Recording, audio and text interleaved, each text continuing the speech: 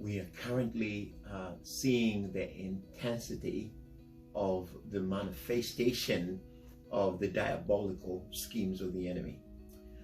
It doesn't matter what aspect of life you're looking at right now. If you look at our culture, there's an acceleration of erosion, or there's an eroding of values, and a diabolical plan, okay, that is being orchestrated from the pit of hell to eradicate the value system that sustains this nation. There is value systems that are like rivers or streams of rivers of living water, okay, that sustains nations. There's values, okay, there's essence of light, okay, that God uses in the nations, in the personalities of his people, or the church, or what we call the church, the ecclesia. The God is working through the church as a preservative or light, okay? But when darkness gets thicker, the people of light must learn how to adjust, okay? They're awake, okay? You have a spiritual wake within your spirit that you need to adjust when it gets darker. That means that you need to work on your salvation with fear and trembling so that your light can shine brighter in darkness. So in darkness, in times of darkness, the light in the church should be shining brighter, okay? And when the darkness fills the earth, okay, when there's an intensity of darkness, the light should also be intensify the glow, right?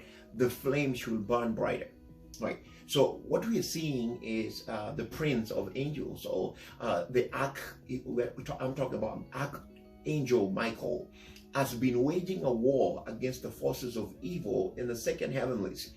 And there is a fight going on right now where Michael is pushing this demonic minions. That kingdom is being fought and pushed down further from the heavenlies. They're being pushed further towards the earth. So we are seeing an intensity, an acceleration of wickedness of all kind being paraded publicly. Things that didn't used to be public, things that many were reluctant to bring forth.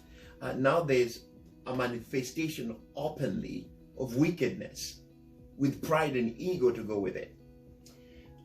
Surely these are the end time, all right? Surely we are living at the end time. But that's not my topic today. I wanted to come right here and share with you a dream that God has given me.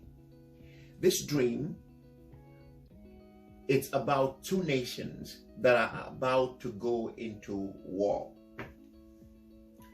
In a dream, I saw planes flying out of the United States, and these were F-35 planes flying out of the United States and going elsewhere.